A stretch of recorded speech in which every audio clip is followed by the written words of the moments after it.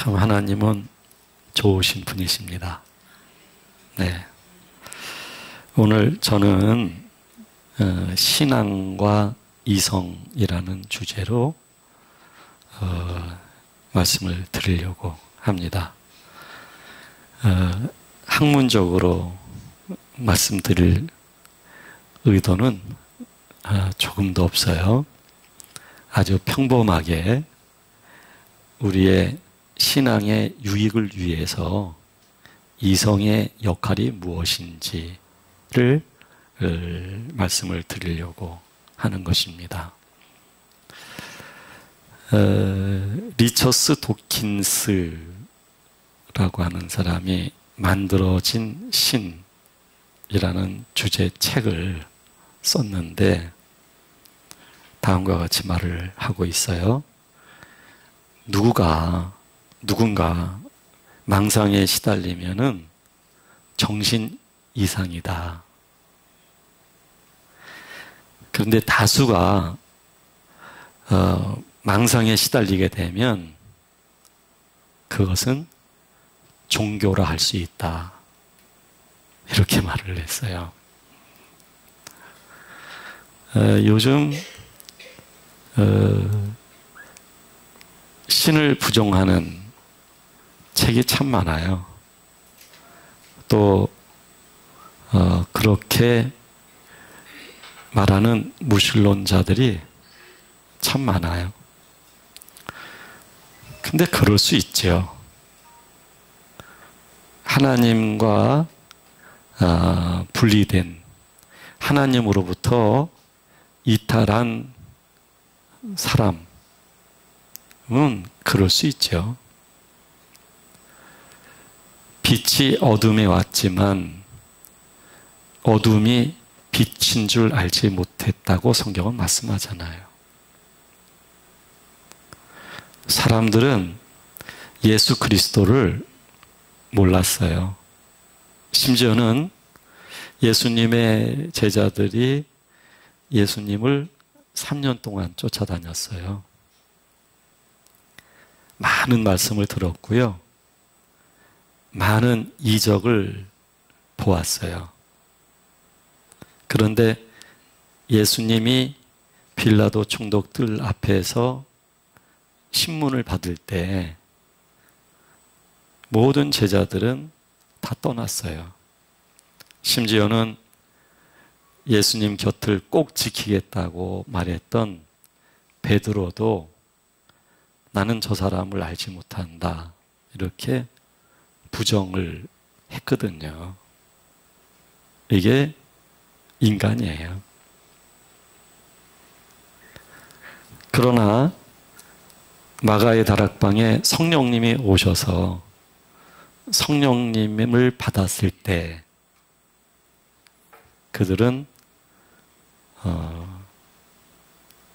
순교까지 하면서 배교하지 않고 예수 그리스도의 주 되심을 고백하는 사람들이 되잖아요.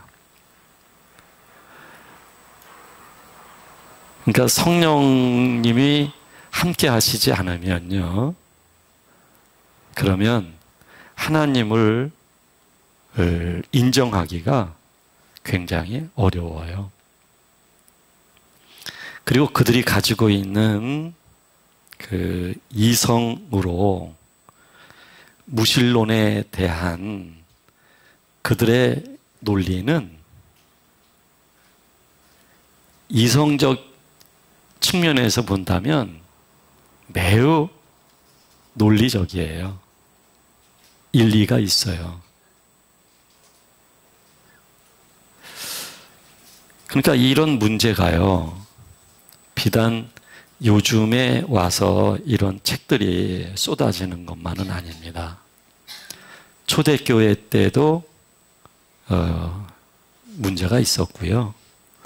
그리고 특히 중세 때는 더 심했어요. 그래서 신앙과 이성에 대한 주제가 굉장히 뜨거운 논쟁 논쟁거리가 되기도 했죠. 스콜라라고 하는 그 중세 학교가 있었어요. 거기에서는 문법학, 논리학, 그리고 수사학을 가르쳤어요. 그것을 기초로 해서 여러 학문을 가르쳤거든요.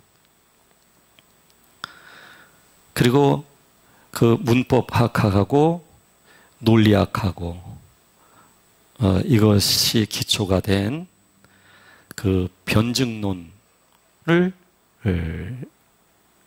말했는데, 그 변증론을 통해서 신앙 또는 신학 또는 하나님에 대해서 생각해야 된다라고 말을 해요. 그러니까 신앙을 이해하는데 그 기준이 성령님이 아니고 이성이어야 한다는 얘기예요. 그 이성을 가지고 신학도, 그리고 하나님의 존재도, 그리고 사람들이 믿는 신앙도 그것이 기준이 돼서 생각할 수 있어야 된다라고 말을 해요. 이게 굉장히 뜨거운 논쟁거리였거든요. 근데 그게 초대교회뿐 아니라 중세 초기에만 논쟁이 되었던 것은 아니에요. 지금도 크게 말한다면 이성으로서 신을 부정하는 무신론자들, 이성으로서 신을 인정하는 유신론자들이 있고, 또 성령의 충만함 속에서 신앙을 이해하는 사람들이 있는 거예요. 여러분들의 신앙은 어디에 속한다고 생각하셔요? 이성은 조금 더 폭넓은 그런 사고의 수준이라고 얘기를 한다면, 이성화되어지기 위하여 그 생각이라고 하는 기능이 있어요. 사람이 의식이 있잖아요. 의식. 그 의식이 이제 언어가 되고 말이 되어져요. 근데 언어가 되고 말이 되기 이전에가 생각이에요. 굉장히 추상적인 것이죠. 네. 근데 우리는 저마다 생각하고 있어요. 그 생각이 얼마나 우리를 괴롭히고 있고, 그 생각이 얼마나 하나님의 역사를 거부하고 있고, 그 생각이 얼마나 장애가 되고 있는지, 우리는 그게 심각성이 얼마나 큰지를 이해할 필요가 있어요. 우리가 하나님을 알게 된 거, 이성이 선택했다고 생각하면 정말 큰 오해입니다. 우리가 하나님을 믿는 거, 우리 생각에 의해서라고 생각한다면 정말 큰 오해예요. 그래서 성경은 신령한 것은 신령한 것으로 분별한다고 말씀하죠. 그러니까 신령한 것을 알려면 신령한 것으로 밖에는 알 수가 없다는 거예요. 그리고 살리는 것은 영이에요. 영. 근데 우리는 나의 주체가 자꾸 이성 내지 생각이 되려고 해요. 우리 많이 경험했잖아요. 자기 생각, 자기 이성적 기능이 주도가 된 삶. 그 과정이 어떠했고 그 결과가 어떠했는지 우리 잘 알잖아요. 우리 이성이 그렇게 완전하지 않아요. 우리 생각이 그렇게 진리적이지 않아요. 우리 생각이 하나님을 선택할 줄 아는 기특한 것이 아니에요. 우리의 생각은요, 하나님을 거부하는 거예요. 하나님이라고 하는 존재를 거부해요. 어떤 사람이 교회에서 집회 중에 아픈 부위가 찌릿찌릿해서 이거 웬일인가? 나은 듯한 느낌이 들고 그래서 그 다음날 병원을 갔더니 자신이 가지고 있던 지병이 난 거예요. 그때는 할렐루야 그래요. 그리고 만나는 사람마다 집회 때 하나님이 치료해 주셨다고 얘기를 해요. 근데 시간이 점점 흘러요. 그럴까?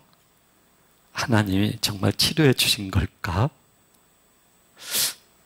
이거 우연한 거 아닌가? 라고 생각을 해요. 우리의 생각은요, 과거나 현재나 똑같지 않아요. 자꾸 바뀌어요. 우리의 생각은 내가 확신 가질 만한 그런 완벽한 게 아니에요.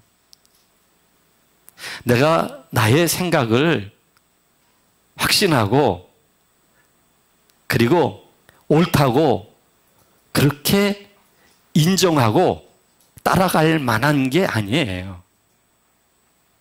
그래서 성경은 생각하라.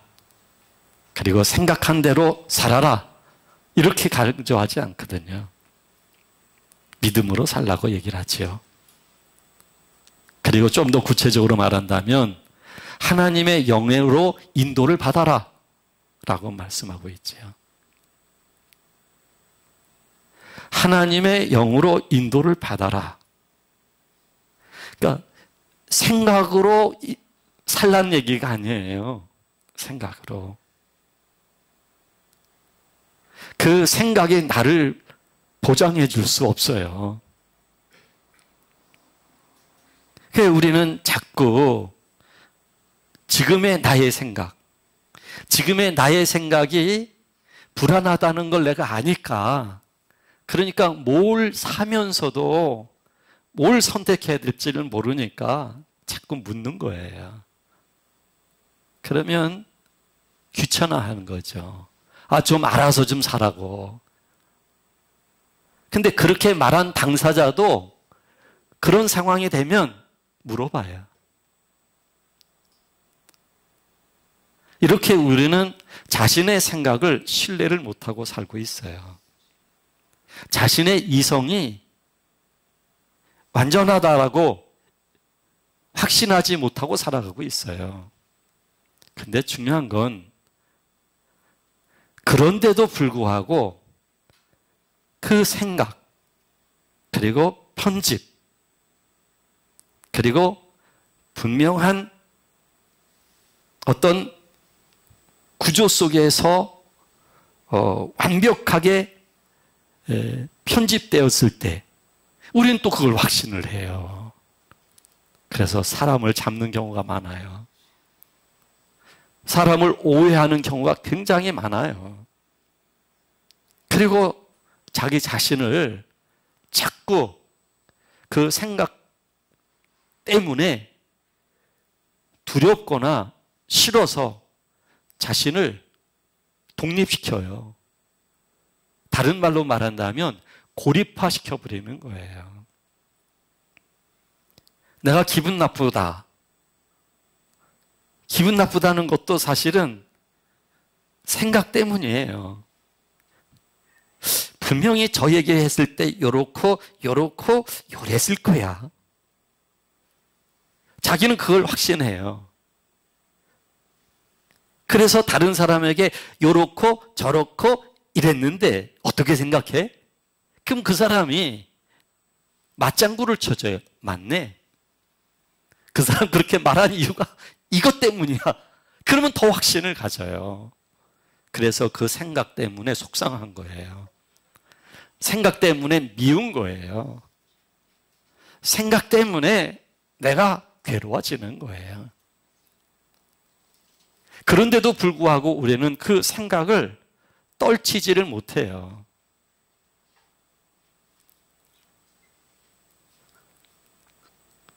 생각은 자꾸 변한다고 제가 말씀드렸지만, 그러나 또 하나 변하지 않는 생각이 있어요. 자기화되어진 생각이에요. 그 자기화되어진 생각이 자기를 자기 이상으로 평가하는 생각. 나는 이뻐. 나는 괜찮은 사람이야. 나는 정말 멋있어.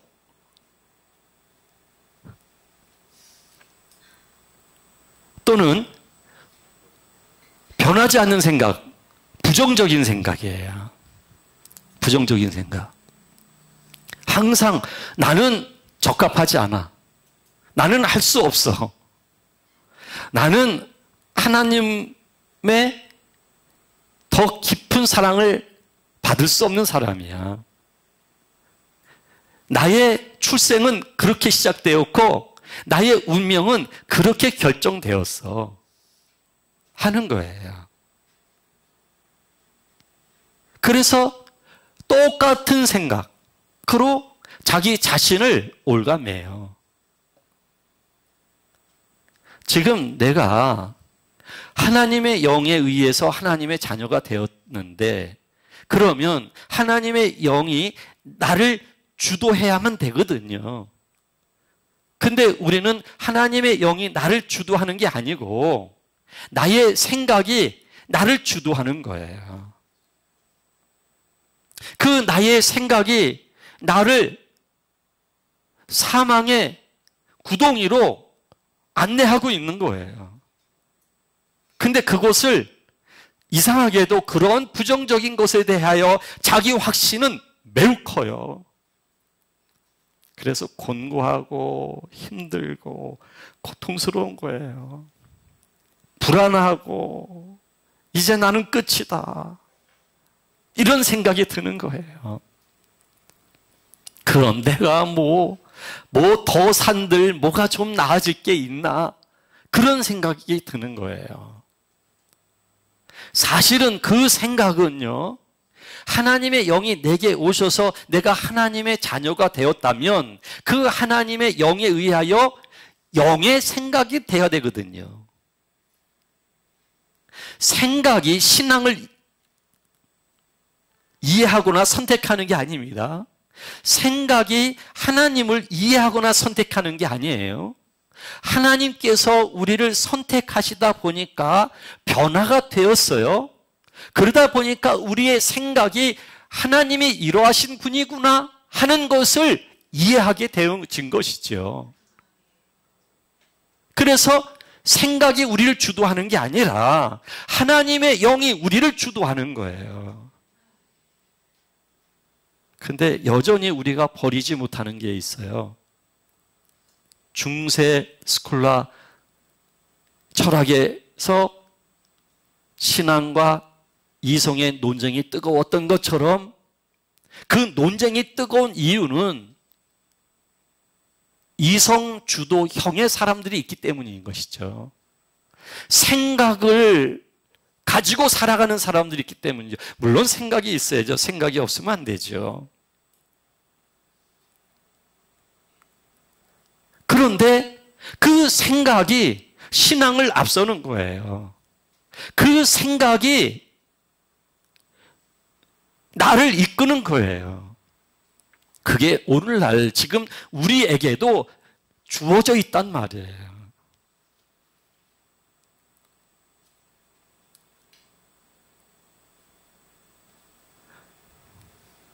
또 하나는요, 영적인 걸 우리가 경험을 해요. 그리고 감동이 있어요. 그리고 너무 좋아요. 근데 우리는 자꾸 안주하는데 타고난 게 있어요. 어느 정도 가다가는, 아니, 계속 가야 되는데 자꾸 주저앉으려고 그래요. 사이길만 있으면 그리 빠져나가려고 그래요. 우리가 그래요. 우리 속성이.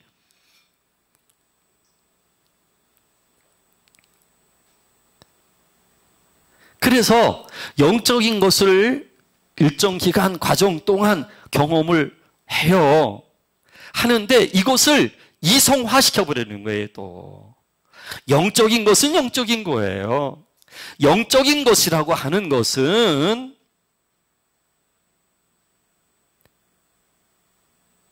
하나님 자신이에요. 하나님의 영의 흐름이에요. 그게 영적인 거예요. 영적인 어떤 현상의 이론들이 영적인 것은 아니에요. 근데 경험한 영적인 것들을 내가 이론화시키고 이성화시켜서 그것을 하나의 형태화되어진 삶으로 우리는 추구해 나가는 거예요. 이게 생각 주도적인 삶이에요. 이거 굉장히 위험한 거거든요. 형태는 있어요. 영적인 윤리성은 있어요. 그런데 영적 윤리성과 형태 속에 하나님의 영의 존재와 흐름은 없는 거예요. 이스라엘 백성들이 하나님이 제정하신 모든 의식들 얼마나 잘 지켰는지 몰라요. 의식은 있어요. 그러나 의식 속에 하나님의 영의 임재와 더불어 그 영을 통한 의식적 표현이 없는 거예요. 그래서 우리는 생각으로 자꾸만 영적인 것에 대한 이론화해서 그것을 윤리화합니다. 삶 속에서 적용하여 어떤 형태화합니다. 그것이 세상적인 것과 구분이 되어지다 보니까 우리는 그것을 잘 살고 있다라고 생각하는데 이것은 또 다른 형태의 인간에 의한, 이성에 의한 윤리인 것이지요. 영적인 것은 하나님 자신이 영으로 내게 오셔서 함께하고 계시고 그 영은 나의 영과 연합되었기 때문에 그 영의 흐름, 그 감동, 하나님 아버지의 입혀진 마음, 그것에 의해서 우리가 살게 되어진다면 이것이 영중심의 삶이에요. 이 영중심의 삶은 이성을 마비시키거나 이성을 정죄하지는 않습니다. 제한하지는 않습니다.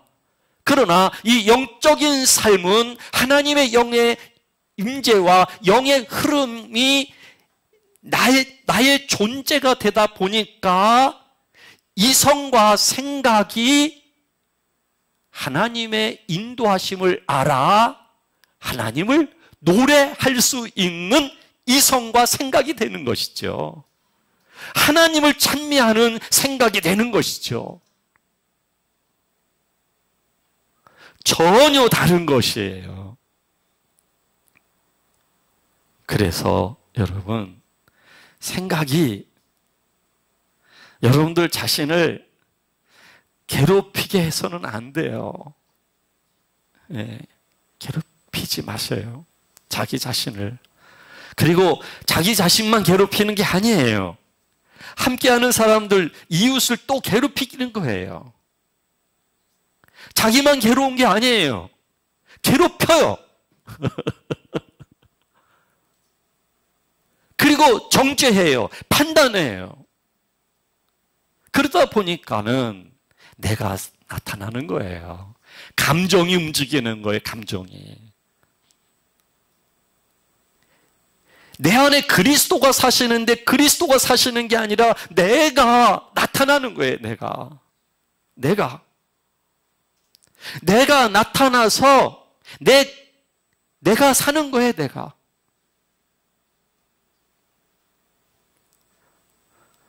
그래서 여러분, 교회 다닌다고 해서 다 신실한 건 아니에요. 교회 다니는 것으로서 안심하면 정말 곤란해요. 내가 하나님의 말씀을 따라서 삶 속에 적용하면서 사는 것으로서 안심하는 것도 곤란해요. 내가 하나님의 영을 알지 못하면, 그 하나님의 영에 의하여 인도를 받지를 못하게 되면 누군가가 나를 움직여야 되거든요. 그럼 내가 나를 움직이는 수밖에 없어요.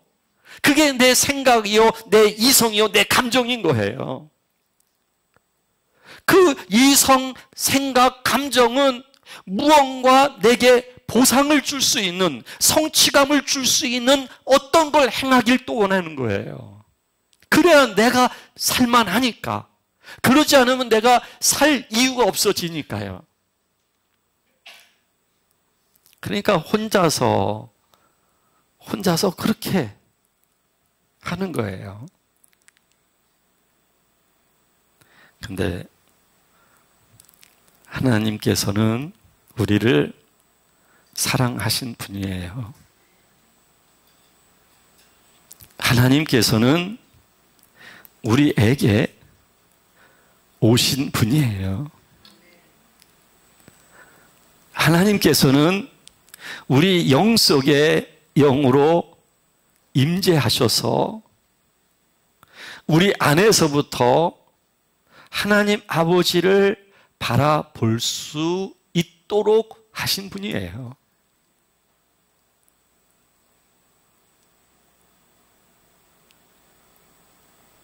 그 하나님 아버지를 향해서 고백과 시와 노래로 찬미하게 되면 될수록 하나님 아버지는 우리 안에서 더 충만하게 역사하시는 분이에요. 그러면 우리 안에는 하나님의 영으로 가득히 채워지게 되어 있어요. 그러면 충만하기 이전에 사물을 해석했던 거와는 전혀 달라요. 받아들이는 사람은 똑같은데, 이 겉사람은 똑같은데, 상황도 똑같은데, 그런데 이 내면이 달라졌기 때문에 달라져요. 이게 믿음이에요, 여러분. 하나님의 영에 의해서 우리가 그렇게 사는 사람이 되는 거예요. 여러분, 이게 없으면 믿음 생활 힘들어서 못합니다. 정말 힘들어서 그건 못해요. 옛날에 해봤거든요. 얼마나 피곤한지 몰라요. 내가 믿어보려고. 정말 피곤해요. 하루에 3시간씩 기도하는데 바쁘더라고요. 기도하는 것으로도 바빠요, 그냥. 철야 기도요? 저 북한산에 가면 나무들이 저 좀 알아볼 거예요, 좀. 애꿎은 나무 붙잡고 말이죠. 그냥 막 몸부림을 쳐요. 그냥 쫙. 그때 제가 뭘 구했는 건지 모르겠어요. 근데 뭘 그렇게 구했는지 하나님이겠죠. 네. 근데 그렇게 믿다 보니까 어느 시기쯤 가니까 피곤해요. 정말 피곤해요. 믿음 생활이 이건 자유가 아니라 굴레. 그건 내가 만들어 놓은 굴레.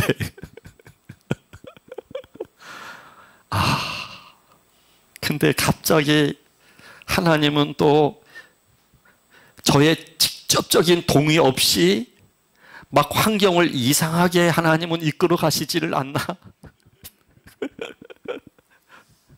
근데 가만히 생각해 봤더니요, 제가 산에 올라가서 나무 붙잡고 기도할 때 이미 그때 다 동의했던 것 같아요. 동의를 안 한 게 아니에요. 저는 하나님이 직접 나타나셔서 내가 이제 이렇게 할 것이다.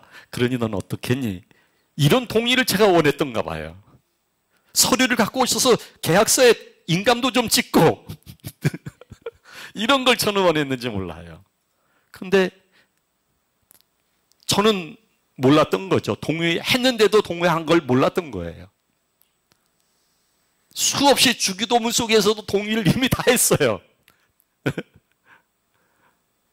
그래서 하나님이 자꾸 이상하게 이끌어 가시는데, 근데 그 이상하게 되어질 때마다 저는 정신을 더 차려요.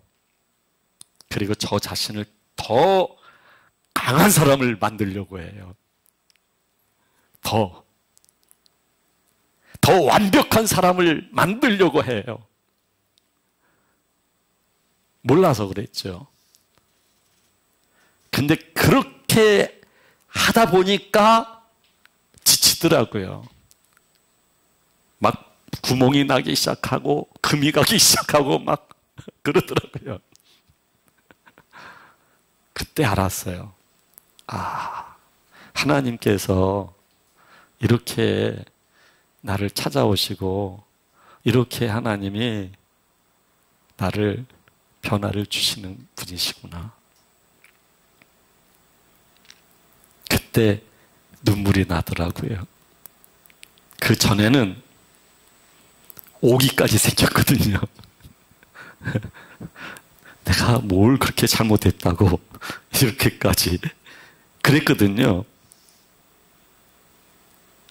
근데 눈물이 나더라고요. 지금 상황의 고통이 아파서 흘리는 눈물이 분명 아니에요. 하나님의 마음을 알다 보니까 눈물이 나는 거예요.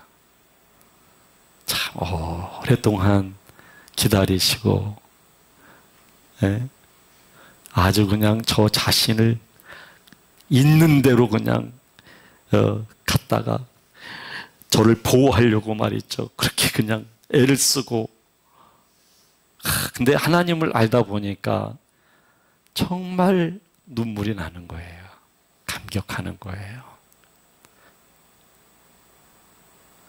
그런데 행복한 거예요. 너무 기쁜 거예요. 그리고 하나님께 저 자신을 온전히 드리고 싶은 거예요. 아버지의 뜻이 이루어졌으면 좋겠어요. 하나님 아버지가 온 땅에 영광을 받으셨으면 좋겠어요. 그러면서 영혼 속에 더 하나님의 영의 임재를 느끼게 되어져요. 생각이 앞서 나가기가 곤란해져요. 점점. 예전에는 생각이 저를 이끌었어요. 신앙도 생각으로 정리를 하고 그렇게 살았어요. 근데 점점 생각이 앞서 나갈 수가 없어요. 감정도 앞서 나가기가 어려워지기 시작을 해요. 하나님의 영 안에서. 그리고 아주 뾰족했던 생각들이, 날카로웠던 생각들이, 누가 건들기만 해봐라, 내가 누가 한 사람 오늘 걸려? 이랬던 생각들이 그런 생각들이 무뎌져요. 무뎌집니다. 무뎌져. 그렇게 생각할 줄 모르는 사람이 돼버려요. 그렇게 이성을 기능화시키지를 않아요, 이제는. 그리고 새로운 세계를 경험했잖아요. 그리스도 예수 안에서 새로운 피조물로서 새로운 걸 지금 경험했잖아요. 이 새로운 경험에 대한 기쁨만이 넘치는 거예요. 그가 하나님을 인정하는 것이죠. 그러고 살다 보니까 제 생각으로 살 때보다 더 훨씬 더 잘 살아요. 더. 그리고 하나님의 역사가 아주 깊이 세밀하게 알아져요. 그래서 여러분, 정말 내면에서부터 하나님을 알고 그 감동이 흐르고 그 감동에 의해서 나의 뜻은 희미하고 아버지의 뜻을 사모하고 아버지의 거룩함을 사모하다 보니까 육신이 가지고 있는 성향들이 서서히 녹아져 가는 것을 보게 되어져요. 하나님을 사랑하는 마음이 더 커지기 시작을 해요. 커지고 그러기 시작을 해요. 그리고 하나님의 영이 완전히 지배하시고 통치하시고 영향을 주시며 그 하나님의 영을 쫓아서 기쁘게 살아가는 거예요. 그 길로 가면 이성적으로는 계산이 따다다닥 나와요. 그런데도 가는 거예요. 그런데도 기쁜 거예요. 그래서 여러분, 저는 여러분들이 더 이상 여러분들의 생각으로 살지 않았으면 좋겠어요. 그럼 생각 없이 그럼 어떻게 살아요? 그럴 수 있겠죠. 생각이 하나님의 영의 흐름을 뒤쫓아가야 하면 돼요. 뒤쫓아가게 되면. 근데 하나님의 영의 생각을 뒤쫓기가 어려우신 분들은 그 생각이 적어도 자기 자신에게 부정적으로 자신을 억압하지 않도록 하세요. 그 생각이 쓸데없이 편집해서 사람을 오해하지 않도록 하세요. 그 생각이 쓸데없이 하나님의 역사를 제한하지 못하도록 그런 생각의 날개를 조금 꺾어 놓으세요.